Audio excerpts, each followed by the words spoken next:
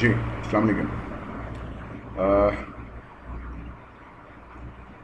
एक छोटी सी वीडियो इस सिलसिले में कि अभी एग्ज़ाम्स ख़त्म होने वाले हैं हमारे। अभी तो दोबारा शुरू होंगे। बेसिकली जो सेकंड ईयर के कुछ पेपर रह गए, सेकंड ईयर साइंस वाले के ख़त्म हो गए और जो जनरल ग्रुप या कॉमर्स वाले जो हैं उनके भी कुछ पेपर्स बाकी हैं। उसके बाद फर्स्ट ईयर का स्केड्यूल आएगा, फर्स्ट ईयर के एग्ज़ाम्स होंगे और उसके बाद नया सेशन इंशाल्लाह। और अभी 9 मैट्रिक का तो नया सेशन स्टार्ट कर दिया हम लोगों ने। मैट्रिक में कंप्यूटर की बुक भी बहुत शानदार आ गई है माशाल्लाह। शानदार इन द सेंस कि पिछली जो बुक थी वो इतनी अच्छी नहीं थी। ओ सॉरी, पहले तो बुक ही नहीं थी इसके। 9 की जो बुक थी वो इतनी अच्छी नहीं थी, फिर 9 की बुक चेंज की। पहले ये डिसाइड हुआ कि 9 की बुक हाफ ऑफ करके पढ़ाई जाएगी, फिर 9 की बुक नहीं चेंज करके लेकर आए और मैट्रिक के लिए कहा गया कि नई बुक आएगी। तो जो टॉपिक्स एक्सपेक्टेड थे बिल्कुल वही टॉपिक्स आए हैं। हमें हमें ये हमारी नॉलेज में था कि एक तो सी लैंग्वेज जो सेकेंड ईयर में पढ़ाते हैं वो आ जाएगी मैट्रिक में, तो बहुत अच्छा हुआ कि सी लैंग्वेज आ गई। और दूसरी बात ये कि जो बूलियन अलजेब्रा का चैप्टर 9 की पुरानी बुक से ख़त्म कर दिया गया था, तो उसका बड़ा अफसोस था कि वही तो एक लॉजिकल चैप्टर था जिसमें समझाने का, पढ़ने का, पढ़ाने का मज़ा आता था, तो वो नई बुक में आ गया। और एक चीज़ और आ गई नई बुक के अंदर, वो स्क्रैच एक लैंग्वेज। जिन लोगों ने पुराने ज़माने की लोगो लैंग्वेज सीखी हुई है या इस्तेमाल की हुई है उनको पता है स्क्रैच किस किस्म की लैंग्वेज है। तो बुक अच्छी, काफ़ी बेहतर, बहुत बेहतर है। और लॉजिकल जो सब्जेक्ट्स होते हैं उनको समझाने का, उनको पढ़ाने का मज़ा ही बड़ा आता है। साइंस के कुछ सब्जेक्ट ऐसे हैं जिनको आप समझ के पढ़ें तो मज़ा दोबारा हो जाता है। जैसे मैथ्स, जब तक उससे डरते रहें बहुत मुश्किल है, जिस दिन समझ में आ जाए उस दिन मैथ्स आपके फिंगर टिप्स पे आता है और आपको खेलने का बड़ा मज़ा आता है। तो ऐसे ही ये जो मैट्रिक की बुक आई है बहुत मज़ेदार बुक आई है। इंशाल्लाह पढ़ाने का भी मज़ा आएगा और इंशाल्लाह आप बच्चों को पढ़ने का भी मज़ा आएगा। अभी उसकी पीडीएफ आई है, 14 अगस्त तक ये तमाम किताबें आने की उम्मीद है। जिससे जैसे मैट्रिक की अभी कंप्यूटर की नई बुक आई है, मैट्रिक की फिर बायोलॉजी की नई बुक आई है, 9th की फिज़िक्स की पीडीएफ आ चुकी है काफ़ी दिन पहले, ठीक है। और 9th की भी केमिस्ट्री की पीडीएफ आई है। तो ये सारी किताबें जो अभी नई आई हैं वो इंशाल्लाह सुना है कि 14 अगस्त के तकरीबन उसके आसपास मार्केट में आ जाएगी। तो आप लोग भी ज़रा सा पढ़ने की कोशिश कीजिए पीडीएफ को। कुछ आपको चीज़ें ऊपर, वैसे तो खैर हम लेक्चर रिकॉर्ड करके भेज रहे हैं ऑनलाइन क्लासों वाले, लेकिन फिर भी आप लोग पीडीएफ भी डाउनलोड करके रखें। चूँकि लिंक्स आपको भेजे जा चुके हैं, तो पीडीएफ डाउनलोड करके रखिए। देखिए क्या है, बुक से थोड़ा सा फेमिलियर हो जाएँ। किताबों से हमारी दोस्ती अब नहीं रही, तो किताब से पढ़िए, कोशिश कीजिए समझने की क्या क्या चीज़ें हैं हमारी इस किताब में। नोट्स का ज़माना जब से आया है, जब से किताबों से दोस्ती कम हो गई है, तो नोट्स से ज़्यादा मैं भी प्रोवाइड करता हूँ, मैं बुराई नहीं कर रहा नोट्स की। लेकिन सर नोट्स ये होता है कि एक चीज़ को ज़रा बहुत ज़्यादा सिस्टमैटिक करके दे देते हैं कि डेफिनेशन बिल्कुल अलग से प्रोमिनेंट करके दे दी। कोई लॉ का स्टेटमेंट है तो आपकी जो टेक्स्ट बुक्स हुआ करती थी, अब जो नई प्रिंट होकर आ रही है मार्केट में उनसे पहले, उसमें कहता है कि बड़ा सा पैराग्राफ है 20-25 लाइनों का, उसमें तो खुद ही ढूंढ लें, कहीं ना कहीं लिखा होगा दिस लॉ स्टेट्स, और उसके बाद उसके लॉ का स्टेटमेंट है। अब अगर कोई लॉ है उसका स्टेटमेंट है तो बिल्कुल सेपरेट करके, प्रोमिनेंट करके, सेंट्रलाइज करके, इस तरह करके दिया हुआ है कि आपको बाकायदा नज़र आता है कि इस लॉ का स्टेटमेंट ये है। तो अब नोट्स की ज़रूरत किसी हद तक कम हो जानी चाहिए। मतलब अगर आप बुक से ही पढ़ें तो अच्छे नंबर ला सकते हैं, बाकी आपकी मर्ज़ी है जिस तरह पढ़ना चाहें। लेकिन बुक्स का पैटर्न इस दफ़ा कुछ बेहतर है, बल्कि काफ़ी बेहतर है पुरानी बुक से। हर टॉपिक के साथ कुछ ना कुछ पिक्चर्स हैं, जो पुरानी बुक में पिक्चर का कॉन्सेप्ट ही नहीं था। जबकि आपको पता है हमेशा से ओ लेवल्स की और आगा खान की बुक्स में पिक्चर्स होती हैं, हर टॉपिक के साथ उसकी रिलेटेड पिक्चर्स होती हैं, ताकि एक ज़रा सा इमेजिनेशन बच्चों की हो स्ट्रॉन्ग, और बच्चे देखें अच्छा ये चीज़ जो हमें बताई जा रही है फिजिकली इस तरह होती है। और या ब्लॉक डायग्राम्स होती हैं कॉन्सेप्ट्स क्लियर करने के लिए। हमारी बुक्स में नहीं हुआ करता था सब कुछ, अब आना शुरू हुआ है, अल्लाह का बड़ा शुक्र है। तो आप इन नई बुक से पढ़ने में ज़्यादा मज़ा आएगा। और मैंने कहा कि अगर आप उसको समझ के पढ़ेंगे, मैंने मैट्रिक की बुक देखी है तो उसकी लैंग्वेज बहुत ईजी है, बहुत अच्छे तरीके से समझाया गया है आपको। तो अगर आप उसको पढ़ेंगे तो बहुत सारी बातें तो वैसे ही आपके समझ में आना शुरू हो जाएंगी। बाकी टीचर्स जब एक्सप्लेन कर ही रहे हैं, जैसे मैं भी लेक्चर भेज रहा हूँ, तो बहुत सारी चीज़ें आपको क्लियर हो जाएंगी।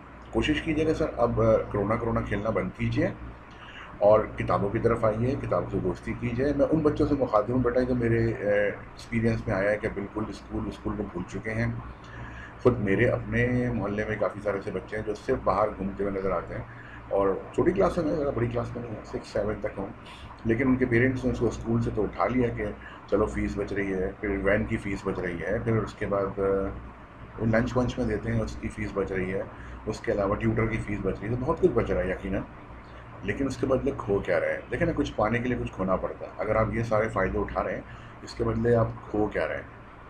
तो मैंने देखा उन बच्चों की गुफ्तगू जब मैं जाके बाइक स्टार्ट कर रहा होता हूँ या बाइक वापस कहीं से आता हूँ और बाइक खड़ी करके लॉक करके अंदर आ रहा होता हूँ, तो इस दौरान आवाज़ें जो आ रही होती हैं मुझे उनकी, वो इसी पे आ रही होती हैं, तेरे पबजी का आईडी और ये और वो, इस तरह की बातें हैं ना। ठीक है, मैंने पता नहीं क्या क्या चीज़ें सीख गया हूँ उसमें, मैं उस वक्त सारे जुमले तो नहीं दोहरा पाऊँगा यहाँ पे, लेकिन उनका टोटल गुफ्तगू यही हो रही होती है, आईडी और पासवर्ड और कंप्यूटर और गेम्स और टोकन्स और पता नहीं क्या उसमें नंबर में, वो सारी चीज़ें।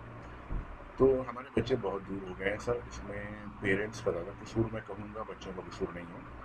आप अपनी प्रायोरिटी लिस्ट में एजुकेशन जितना नीचे करते चले जाएंगे, बच्चे उतना ही तालीम से दूर होते चले जाएंगे। अगर आपने कभी उनको रोका टोका है कि बेटा पढ़ते किस वक्त हो तुम, 1 घंटा 2 घंटे अपने पढ़ने के निकालो, ठीक है स्कूल नहीं जा रहे लेकिन किताबों से दोस्ती तो रखो।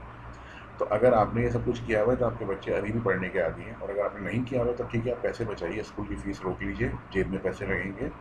ये मुझे मत सुनाइएगा कि कोरोना की वजह से जॉब चली गई, सर इसकी परसेंटेज बहुत कम है। जो लोग मैं यहाँ जिनको मैं ऑब्जर्व कर रहा हूँ उनकी नौकरियाँ भी चल रही हैं, सरकारी नौकरियाँ हैं, तो लॉकडाउन में घर बैठे तनख्वाहें भी आ रही हैं, सारी फैसिलिटीज़ भी मिल रही हैं। सरकारी नौकरी में अगर आपको लंबी छुट्टियाँ मिलती हैं तो क्या करता है तनख्वाह में, सिर्फ कन्वेंस अनाउंस करता है, वो भी कहीं कहीं करता है, कहीं कहीं तो वो भी नहीं करता। कन्वेंस इसलिए कि आप आना जाना तो कर नहीं रहे, तो कन्वेंस कट जाता है, तो अक्सर वो भी नहीं करता।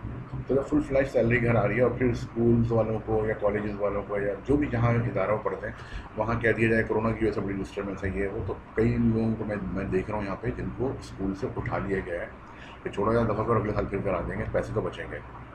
और फिर उधार है, कोचिंग भी नहीं जाते हैं वो, कोचिंग ट्यूशन जो भी है, उसके अलावा फिर वैन वालों की फ़ीस भी बच रही है, और उसके अलावा चौथी चीज़ जो डेली लंच के लिए 100 जो जितने भी पैसे अपनी हैसियत के मुताबिक देते थे वो भी बच रहे हैं। यकीनन ये बज़ाहिर तो फ़ायदा है, लेकिन इसके बदले एक नुकसान भी आप कर रहे हैं जो आप ख्याल नहीं कर रहे हैं। वो पैसे जो बचा रहे हैं उन पैसों से थोड़ा सा पैसा खर्च करें, बच्चों को कोई एजुकेशनल गेम्स ला के दें।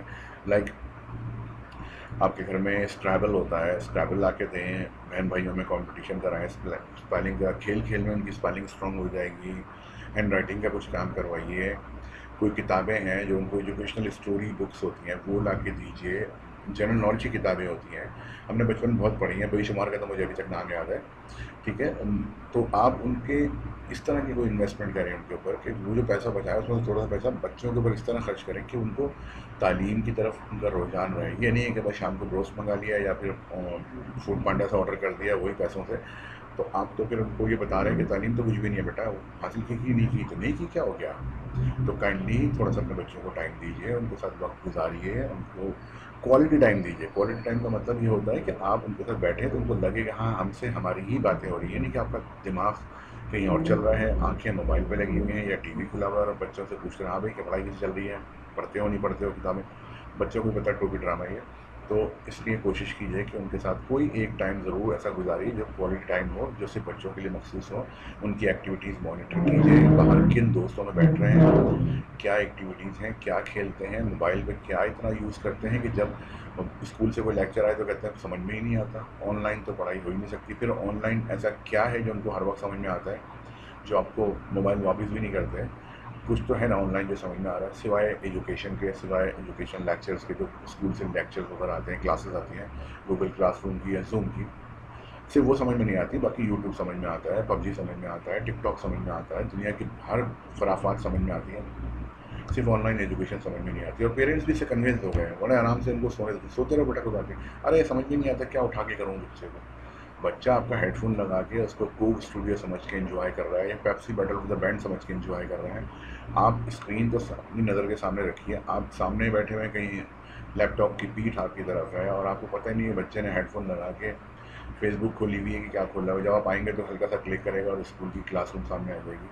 तो वो आपका बाप नहीं है, आप उसके बाप हैं, या वो आपकी माँ नहीं है, आप उसकी माँ है। कम से कम इतना तो मॉनिटर कीजिए ना उसको कि वो कर क्या रहा है। और जब बच्चा देख लेता है कि मैं इतने आराम से अपने माँ को बेवकूफ़ बना सकता हूँ तो ज़रा सा बहादुर हो जाता है कि अब तो कोई मसला नहीं है, उनको तो पल्ले नहीं पड़ रहा मैं क्या कर रहा हूँ। तो काइंडली इस दौर के इंसानों की तरह ज़िंदा रहिए, टेक्नोलॉजी से इतना दूर मत जाइए, बच्चों को इतना खुला मत छोड़िए, पढ़ाई की तरफ वापस लेकर आइए और देखिए कि उससे जो नुकसान हो रहे हैं नुकसान को आप रिकवर कर लीजिए, क्योंकि स्कूल खुल गए हैं, पढ़ाइयाँ दोबारा शुरू हो रही हैं।